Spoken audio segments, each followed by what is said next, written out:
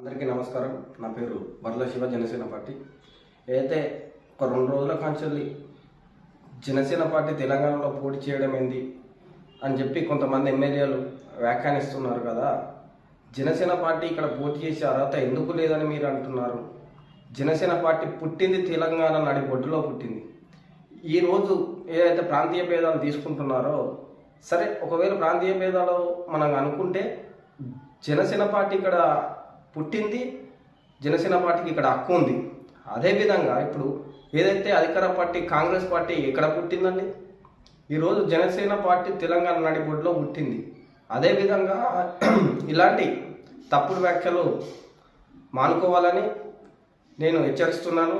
Jadcherla MLA ఖబర్దార్. ఇక్కడ తెలంగాణలో జన సైనికులు యువ రక్తంతో కుతకుతలాడుతూ ఉన్నారు. వారు ఎందుకంటే ఓపిక పట్టి ఉన్నారు, ఎందుకంటే మీరు ఒక శాసనసభ్యులు కాబట్టి మిమ్మల్ని గౌరవిస్తున్నారు. అంతే తప్ప మీరు కనుక ఒకవేళ ఇవాళ మా అధినేత పవన్ కళ్యాణ్ గారు ఏదైనా ఒక సూచన ఇచ్చారనుకో, ఇక పరిణామము ఏ విధంగా ఉంటుందో ఒకసారి మీరు ఆలోచించుకోండి. ఒకసారి చూసి మాట్లాడితే వెనుక ముందు ఆలోచించుకొని మాట్లాడండి. ఈరోజు తెలంగాణకి ఏం చేసిందంటే చిన్నారి చైత్ర విషయంలో ఎంతో పోరాటం చేసింది. అదేవిధంగా ఫ్లోరైడ్ సమస్యల మీద పోరాటం చేసింది. అదే మీరు రేవంత్ రెడ్డి గారు కూడా అప్పుడు పక్కకున్నారా ఫ్లోరైడ్ సమస్యలపై పోరాడినప్పుడు? అదేవిధంగా కొండగట్టు అంజన్నకు మీరు ఏం చేసారు? మొన్న పవన్ కళ్యాణ్ గారు చేశారు. అదేవిధంగా తెలంగాణలో మీ గవర్నమెంట్కే 50 లక్షల రూపాయల చెక్ అందజేయడం జరిగింది రేవంత్ రెడ్డి గారికి. అప్పుడేం చేశారు? సరే ఇప్పుడు ప్రాంతీయ భేదం తెలంగాణలో మీరు ఎందుకు పోటీ చేస్తున్నారు అది అని చెప్పి అంటున్నారు కదా.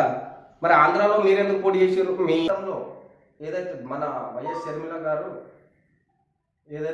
షర్మిల గారు ఆంధ్రప్రదేశ్లో పోటీ చేసినప్పుడు మన సీఎం రేవంత్ రెడ్డి గారే ప్రచారానికి పోయారు. అప్పుడు మనం ఏమైనా అన్నామా? వాళ్ళు ఏమన్నా అన్నారా? అక్కడ ఉన్న ప్రజలు ఏదైతే ఆదరించారో ప్రతి ఒక్కరికి హక్కు ఉంది కాబట్టి, రాజ్యాంగం ఇచ్చిన హక్కు కాబట్టి ఎవరు ఎక్కడైనా పోటీ చేసుకోవచ్చు అని చెప్పి ఏదైతే పవన్ కళ్యాణ్ గారు కానివ్వండి, చంద్రబాబు నాయుడు గారు కానివ్వండి, ఏ ఒక్క మాట కూడా అనలేదు. ఎప్పుడు కూడా నేను చూసిన, నేను అక్కడ దగ్గర స్వయంగా నేను పిఠాపురంలో ప్రచారానికి పోయినప్పుడు నేను చూసిన కాబట్టి నేను చెప్తున్నాను.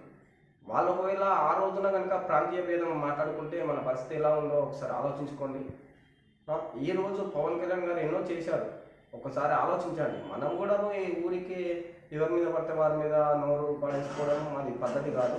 మన తెలంగాణ స్టేట్ లీడర్లు ఎంతోమంది ఎన్నో సమస్యలపై పవన్ కళ్యాణ్ గారికి చెప్పడంలో వెంబడే దాన్ని సార్ ఆలోచించి వెంటనే కొన్ని కార్యక్రమాలు చేపట్టడం జరిగింది. అదేవిధంగా ప్రతి ఒక్క ఈరోజు పోటీలో నిలబడ్డ వారు సామాన్యులు తప్ప ఎవరు డబ్బుతోనే లేరు, డబ్బు సంపాదించిన వ్యక్తులు కాదు.